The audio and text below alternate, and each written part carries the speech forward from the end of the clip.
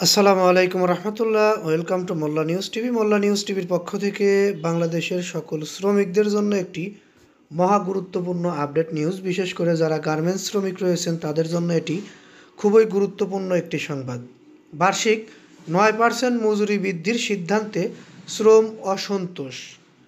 আমরা জানতে পেরেছি গার্মেন্টস শ্রমিকদের বার্ষিক বেতন বৃদ্ধির বিষয়ে একটি তথ্য পাওয়া গেছে।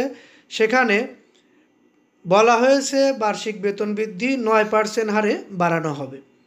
25 থেকে 30 কারখানায় শ্রমিকের 15 থেকে 20% বার্ষিক মজুরি বৃদ্ধি, নিম্নোক্ত মজুরি 25,000 টাকা নির্ধারণ সহ কয়েকটি দাবিতে কর্মবিরতি পালন করছে। অর্থাৎ 9% যে মজুরি বৃদ্ধির সিদ্ধান্ত এসেছে মালিক শ্রমিক পক্ষ সীমাবদ্ধের মাধ্যমে, অর্থাৎ সিদ্ধান্ত নিয়েছেন তারা বসে।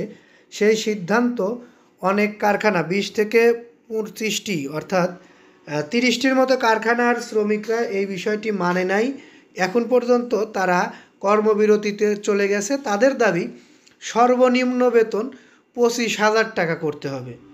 নিম্নোক্ত 5% সঙ্গে অতিরিক্ত 4% বার্ষিক মজুরি বৃদ্ধি বা ইনক্রিমেন্ট ঘোষণার পরেও আন্দোলন করা হচ্ছে। অর্থাৎ আমরা জানতাম গার্মেন্টস শ্রমিকদের 5% বেতন বৃদ্ধি নিয়ে কথা হচ্ছিল, গতবারও ঠিক তেমনটাই হয়েছে।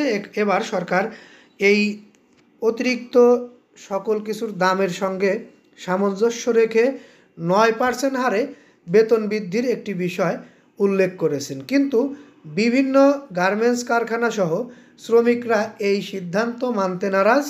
তারা এক কথায় 25,000 টাকা সর্বনিম্ন স্যালারি, 15 থেকে 20% বার্ষিক বৃদ্ধি করতে হবে। এই সিদ্ধান্ত না আসা পর্যন্ত তারা কর্মবিরতি ছাড়বে না, অর্থাৎ কর্মবিরতিতে থাকবে। এতে কি ভবিষ্যৎ ভালো হবে কি না, যারা সচেতন শ্রমিক রয়েছেন তারা অবশ্যই কমেন্টে জানিয়ে যাবেন আপনাদের মতামত কি। আপনারা কী চান? আপনাদের বার্ষিক বেতন কত % বৃদ্ধি করা হলে ভালো হয় এবং কত টাকা স্যালারি আপনাদের দিলে সেটাও ভালো হয়। কিন্তু এখন যেটা করা হচ্ছে গার্মেন্টস বন্ধ রেখে আন্দোলন, এটার পক্ষে আপনারা কি বলবেন? এটা কি ভালো হচ্ছে? এর ফলাফল কি ভবিষ্যৎ ভালো হবে?